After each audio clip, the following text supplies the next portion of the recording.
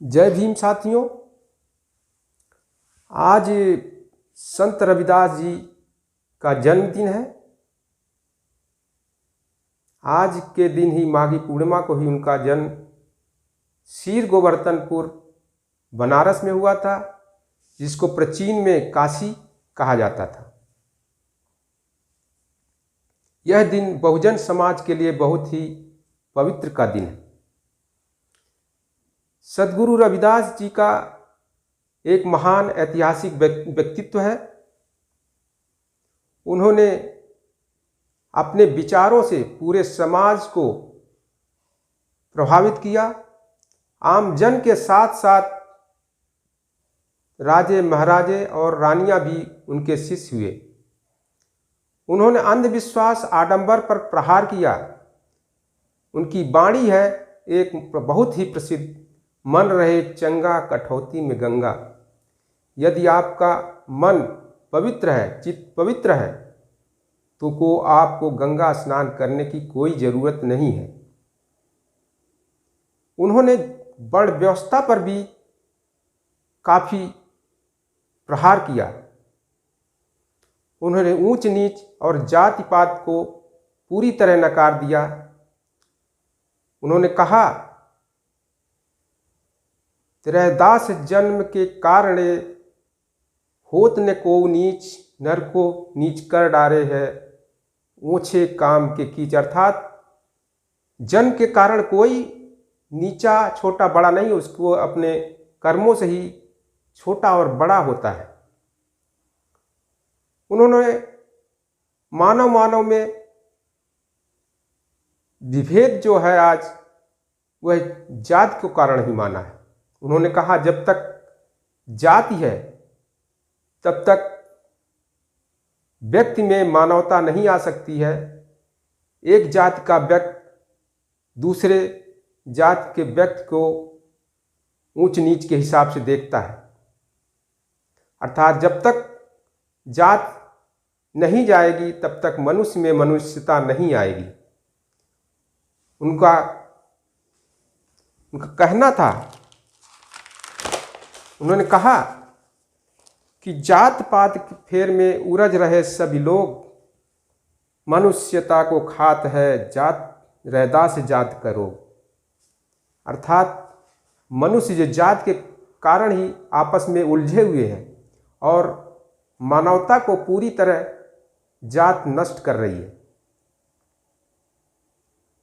उन्होंने ये भी कहा कि जाति के कारण ही व्यक्तियों में भाईचारा नहीं हो रहा है, बंधुत्व नहीं हो रहा, अन्याय हो रहा, अत्याचार हो रहा, जातियों के कारण ही हो रहा है।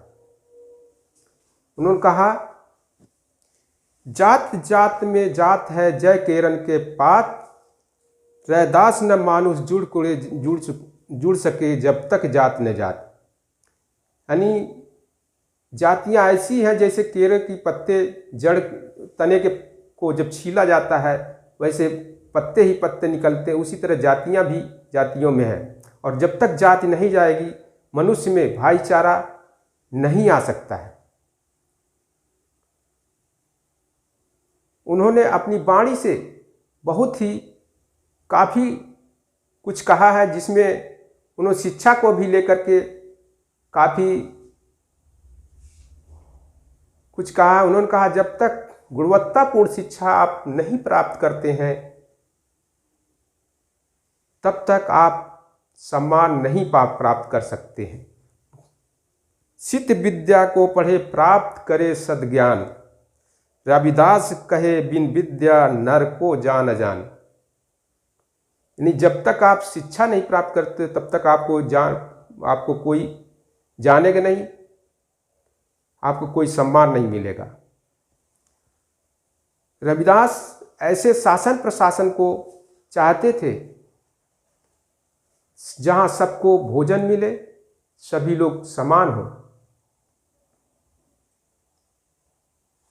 उन्होंने कहा, ऐसा चाहूं राज में जहां मिले सबन को अन्न, छोट बड़ो सब सम बसे रैदास रहे प्रसन्न। यानी मैं ऐसे शासन प्रशासन को होना चाहिए जिसमें सभी लोग बराबर हों, कोई भूखा न हो, सब लोग समानता से रहे, बंधुत्व से रहे। उन्होंने श्रम के भी महत्व को यहाँ बताया है। उन्होंने श्रवण संस्कृत में वो विश्वास करते थे। उन्होंने कहा कोई भी अपनी जीविका चलाने के लिए हमें श्रम करके ही जीविका चलानी चाहिए। इसलिए उन्होंने कहा है, रविदास श्रम कर खाइए, जो लो पार बसाए, नेक कमाई जो करे कबहू न निष्फल जाए। जो अच्छी ठीक कमाई ईमानदारी की करेगा वो कभी निष्फल नहीं हो सकता है। इसी तरह उनकी एक जीवन से जुड़ी एक बहुत प्रसिद्ध घटना है। जब वो वर्ण व्यवस्था पर प्रहार कर रहे थे, आडंबर के खिलाफ पूरी तरह नकार दिया था उन्होंने, सभी लोग उनसे प्रभावित होकर उनसे जुड़ने लगे थे। उनकी ज्ञान और महानता की वजह से। और सभी आमजन जो है जब आडंबरों से विमुख हो रहे थे, ब्राह्मणों से भी लोग विमुख होने लगे थे, तो वो उन्होंने गुरु रविदास जी से वो ईर्ष्या करने लगे और जाकर काशी नरेश के दरबार में शिकायत की और उन्हें शास्त्रार्थ की चुनौती भी दी। रविदास जी ने उनके शास्त्रार्थ को स्वीकार किया और शास्त्रार्थ करने को तैयार हो गए। शास्त्रार्थ में रविदास जी की विजय हुई। शर्त के अनुसार फिर ब्राह्मणों को अपने कंधे पर ब्राह्मणों को संत रविदास जी को बैठा करके पूरे काशी नगर में घुमाना पड़ा और ससम्मान घुमाना पड़ा। एक पालकी सजी हुई थी, उसमें बैठा करके।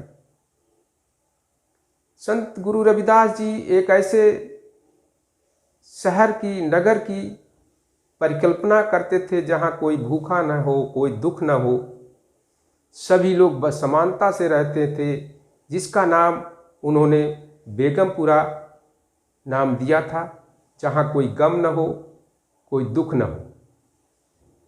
जय भीम, जय भारत।